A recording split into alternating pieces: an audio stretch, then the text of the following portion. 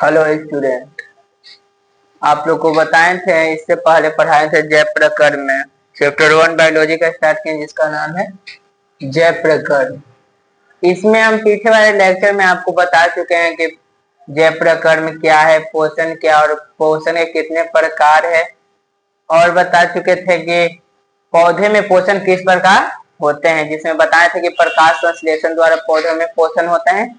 अब हमारे प्यारे बच्चे बताएंगे आपको कि जंतुओं में पोषण कैसे होते हैं। तो देखिए बताते हैं। तो देखिए मेरे प्यारे स्टूडेंट, पौधा अपना पोषण के लिए आत्मनिर्भर होते हैं। बताए थे पिछले लेक्चर में कि पौधा अपने पोषण के लिए आत्मनिर्भर होते हैं, जबकि जीवनधारी पेड़ पौधे पर निर्भर होता है। और आम बात है, आपको पता है कि जीवनधारी यानी कि मानव किस चीज पर निर्भर है, तो पेड़ पौधे पर निर्भर है।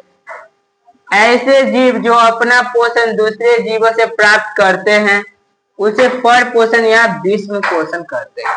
आम बात है, जो जीव दूसरे जीव पर निर्भर होता है उसको क्या कहते हैं, पर पोषण, जो आपको पिछले लेक्चर में हम बताए थे। पर पोषण या विश्व पोषण कहा जाता है।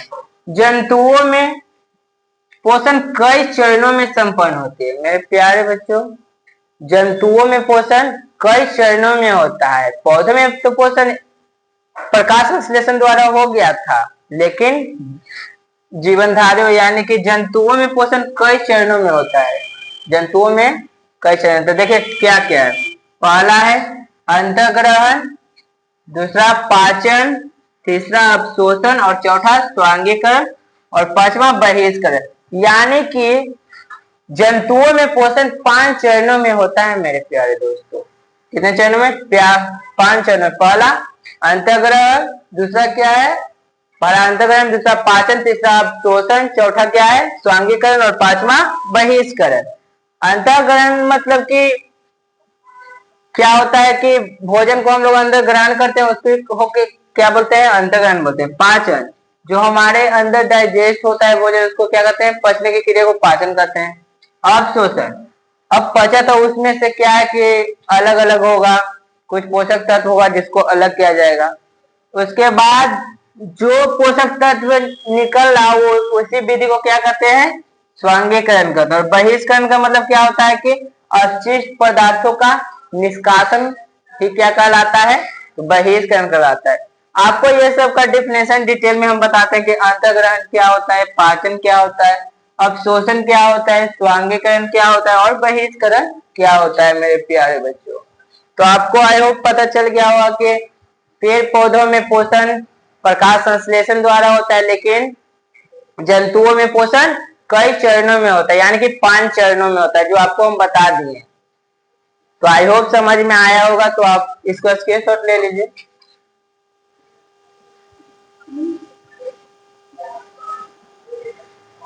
मेरे प्यारे बच्चों, पीछे बताएं आपको कि जंतुओं में पोषण कितने चरणों में होता है, जो आपको बताए थे कि 5 चरणों में होता है।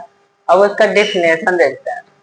देखिए, अंतःग्रहण का मतलब क्या होता है?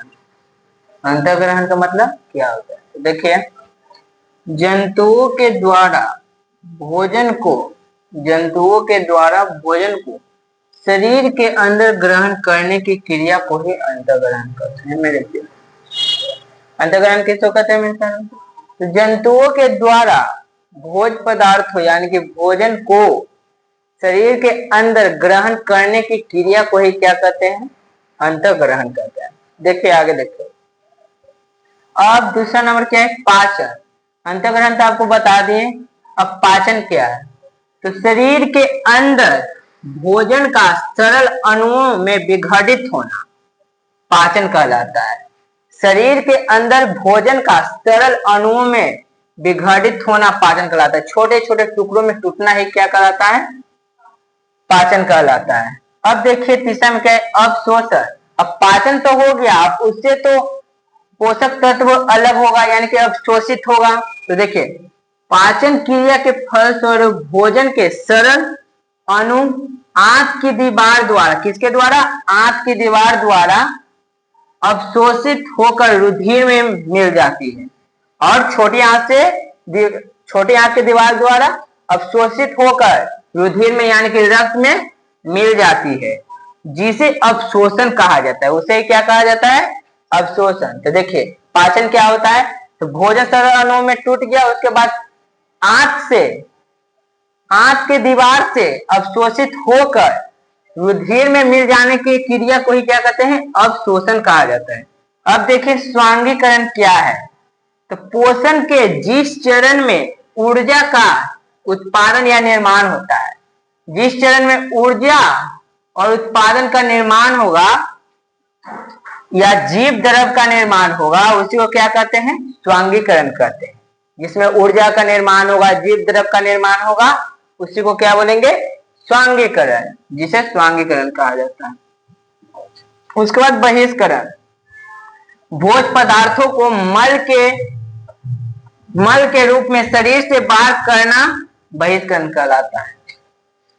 तो यही था, 5 गो चरण था जिसमें जंतुओं का पोषण होता था। जी आपको बताया था कि जंतुओं का पोषण 5 चरणों में होता है मेरे प्यारे बच्चों, और यही 5 चरण था। पहला अंतःग्रहण था, दूसरा पाचन था, तीसरा अवशोषण था, चौथा स्वांगीकरण और पांचवा बहिष्करण था। और उसका ये डिफिनेशन है जो आप लोग नोट डाउन कर लीजिए और स्क्रीनशॉट ले लीजिए।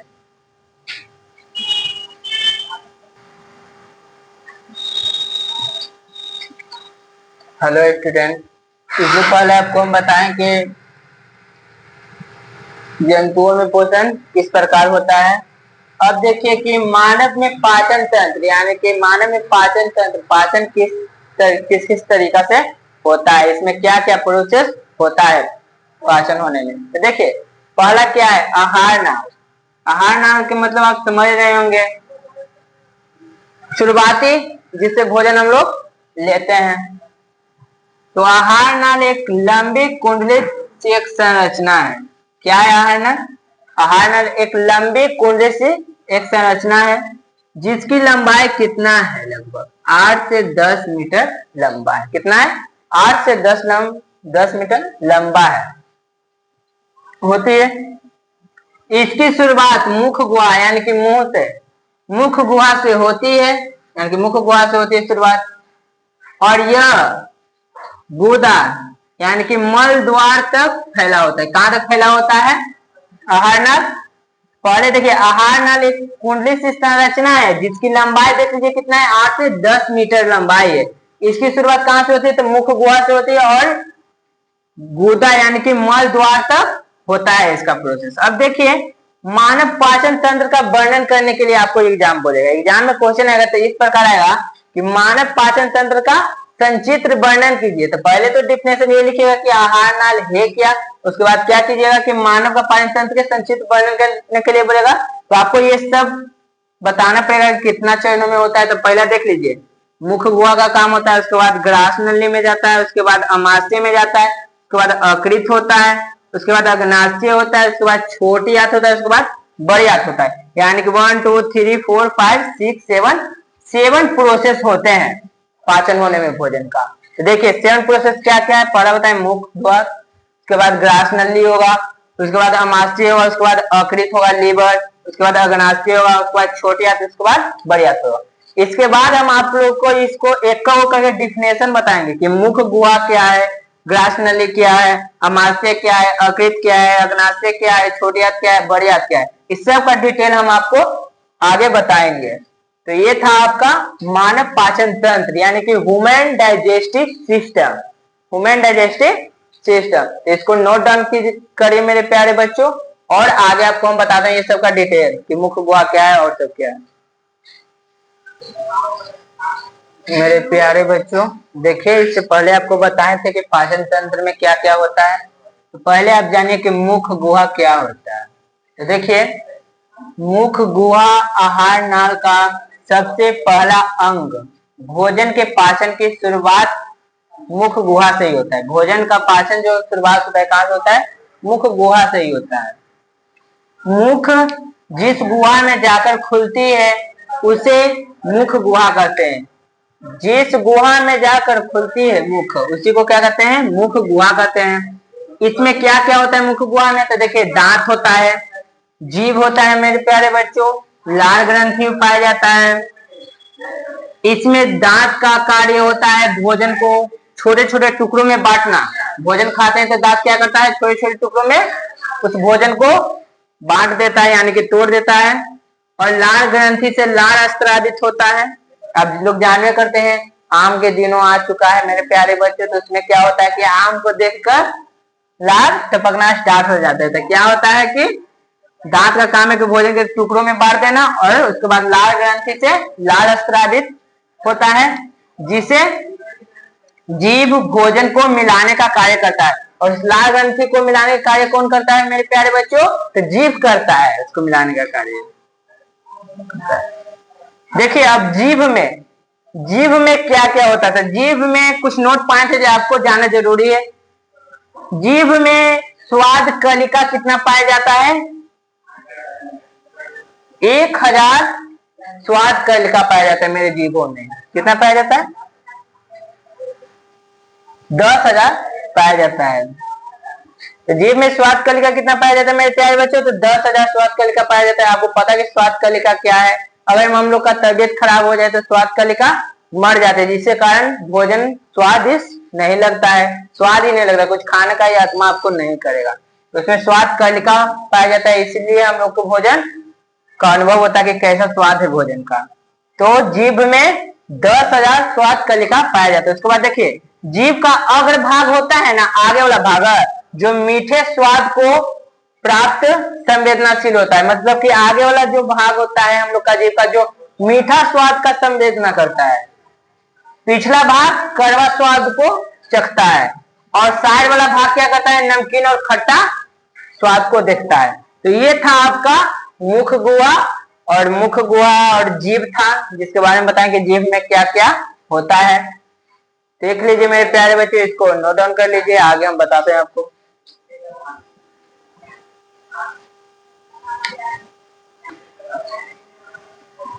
मेरे प्यारे बच्चों देखिए, अब ग्रास नली और ग्रासनी है क्या, तो देखिए यह नली के आकार की संरचना होती है, एक नली की जैसा होती है संरचना इसका, जो भोजन को अमाशय में भेजने का कार्य करता है। इसका कार्य क्या होता है ग्रास नली का, तो भोजन अमाशय में भेजने का कार्य होता है। इसका आकार एक नली की संरचना होता है। देखिए यह किसी भी एंजाइम का स्त्राव नहीं करता है, यह किसी भी एंजाइम का स्त्राव नहीं करता है। देखिए इसमें क्या क्या होता है, पहला होता है लाल ग्रंथि होता है, जिससे लाल उत्पन्न होता है। दूसरा निगल द्वार यानी कि निगलने की आहार नाल। उसके बाद कंठ द्वार या श्वसन द्वार इसको बोलते हैं। एपिग्लोटिक्स होता है, उसके बाद ट्रैकिया होता है। तो देखिए एक नोट पॉइंट है जो आपको एकदम याद रखना बहुत जरूरी है। इसमें ग्रास नली में कर्मा कुचन गति होता है। ये पूछता है आपका कि ग्रास नली में कौन सा गति होता है, तो कर्मा कुचन गति होता है मेरे प्यारे बच्चों। तो ये था ग्रास नली क्या है और ग्रासनी क्या है। इससे पहले आपको बताए थे कि मुख क्या है, मुख द्वार क्या है। तो इसको नोट डाउन कीजिए आप लोग और आगे बताते हैं।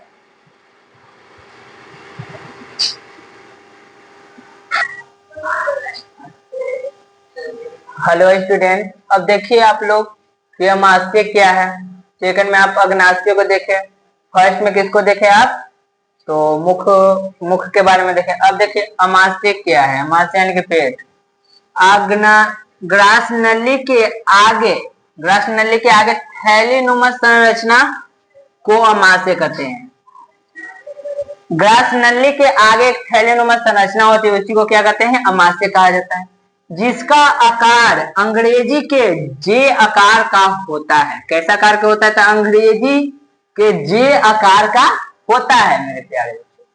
अमाशय में 3 भाग होता है, अमाशय का भी 3 भाग होता है, जिसमें अग्र भाग को कॉर्डियल बोला जाता है, जिसमें आगे वाले भाग को क्या बोला जाता है, कॉर्डियल, और मध्य भाग को फुद्दिक बोला जाता है, फुद्दिक, और पिछले वाले भाग को पायरोलिक बोला जाता है, पायरोलिक। पहला वाला आगे वाला भाग को कॉर्डियल, मध्य वाला भाग को फुद्दिक और पीछे वाला भाग को पायरोलिक कहा जाता है। अमाशय में भोजन 3 से 4 घंटा तक रहता है। अमाशय में भोजन कितना देर तक रहता है, तो 3-4 घंटा तक रहता है। अमाशय में गाढ़ा लेय पदार्थ को कायम कहा जाता है। गाढ़ा जो लेप पदार्थ बन जाता है ना उसको क्या बोला जाता है? कायम, कायम कहा जाता है।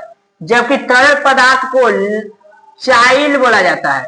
गाढ़ा पदार्थ को क्या बोला जाता है? कायम, और तरल पदार्थ को चाइल बोला जाता है। उसमें अमाशय से पेंसिन और लाइपेज एंजाइम का स्राव होता है। आपसे पूछा कि अमाशय से दो गो एंजाइम के नाम बताइए, कौन कौन सा एंजाइम स्राव होता है? तो याद रखिएगा मेरे प्यारे बच्चों, पेंसिन होता है और एक लाइपेज होता है एंजाइम।